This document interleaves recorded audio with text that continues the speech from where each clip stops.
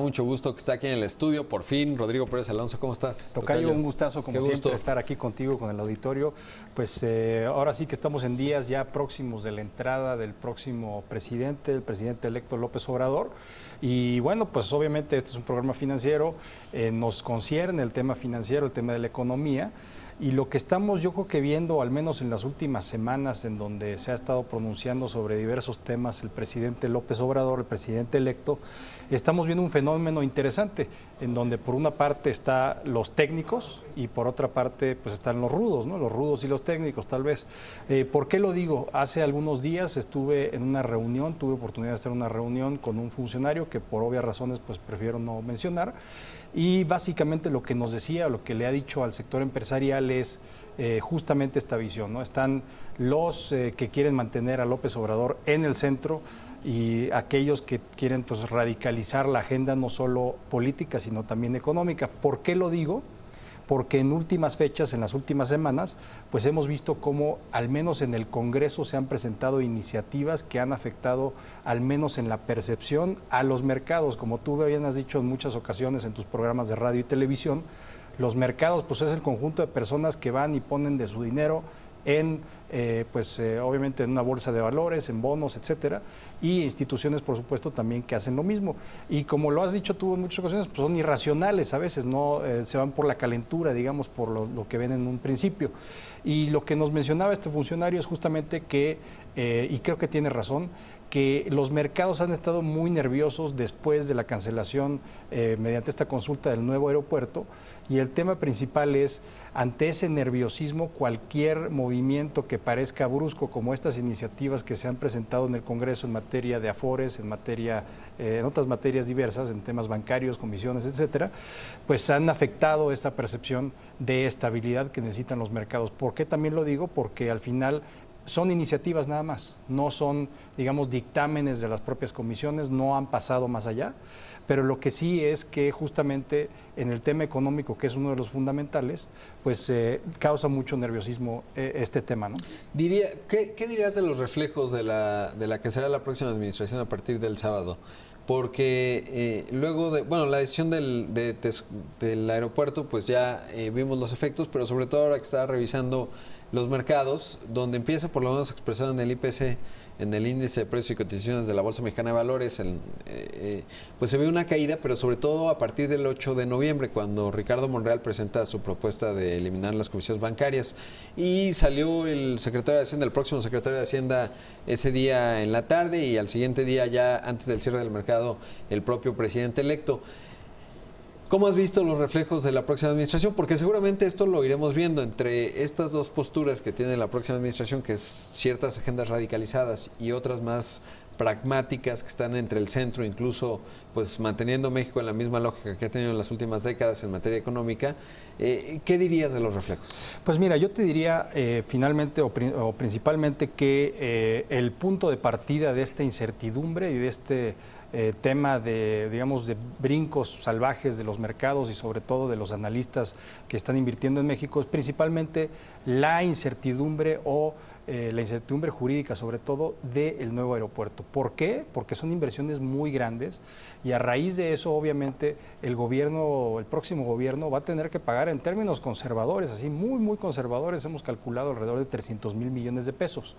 Ya si te vas muy violento puede incrementar hasta 500,000 millones de pesos. Es decir, son pues 2 o 3 trenes Mayas, son obligaciones presupuestales que no estaban previstas y que al final vamos a tener que solventar todos como mexicanos a través de nuestros impuestos. Es decir, sí, para darnos una idea, por ejemplo, el Congreso en el presupuesto de este año que termina, pues anda por ahí de los 14,000 millones de pesos. Aquí estamos hablando de 500, de conservadores, como dices, de 300,000 millones de pesos, ¿no? O sea, eso te da una idea de la austeridad que pueda tener el Congreso.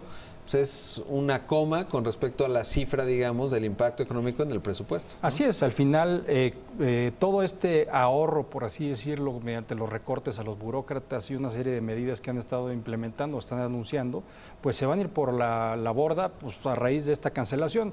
Ahora, ¿Qué es lo que buscan pues cualquier inversionista, no solo los extranjeros, sino los mexicanos? Hay mucho desconocimiento, al menos satanización de los mercados y los inversionistas, no sé cuánto. Al final de eso dependen muchos empleos en nuestro país, por ejemplo en el sector turístico, que es el segundo o primero, dependiendo de la medición de obviamente de crecimiento económico, de participación en la economía, pues obviamente pues todos esos grupos que participan en la operación de los hoteles, en la construcción de hoteles, en la inversión de distintos otros medios dentro del sector turismo, pues obviamente van a decir, por este año voy a detener mis inversiones, y siempre está la opción más segura, incluso de Estados Unidos, que es la opción segura por excelencia, porque es el primer mercado a nivel mundial.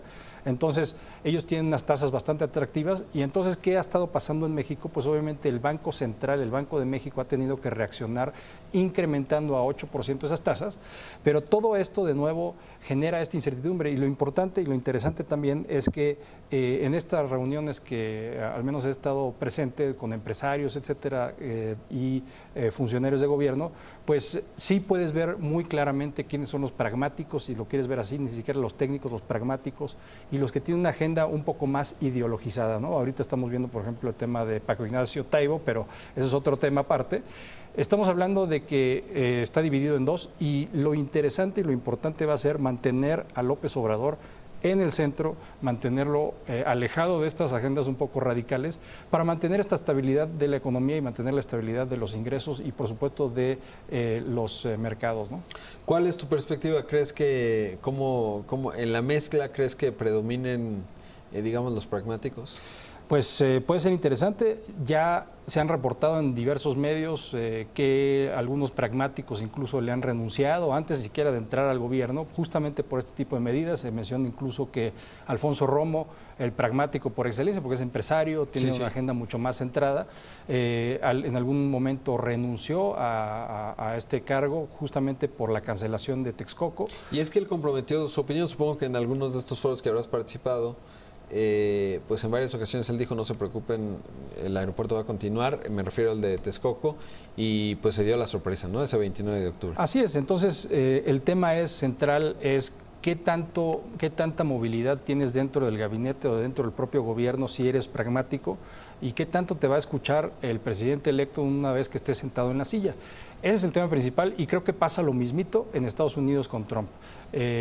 Un secretario puede decir X o Y, y al final el que tiene la voz cantante y sonante pues es el presidente en funciones. Así que sin duda alguna estamos ante estas dos visiones importantes. Yo creo que ha predominado, por así decirlo, como pues tal vez como critica López Obrador, la visión muy técnica, tal vez incluso del ITAM, y lo digo en perjuicio mío, y hay que centrarlo un poco más, de acuerdo, pero no nos vayamos a los extremos, ¿no? Porque los extremos son malos, y en el próximo año, ante tu pregunta, yo creo que va a ser un año de mucho conservadurismo en términos de inversiones, etcétera, y previsiones económicas mucho menores de las esperadas para el próximo año, no solo por el tema interno, sino también por presiones externas. Externas, que hay todavía muchas allá afuera. Tocayo, como siempre, un gusto, gracias por estar aquí. Gracias, Tocayo, estamos.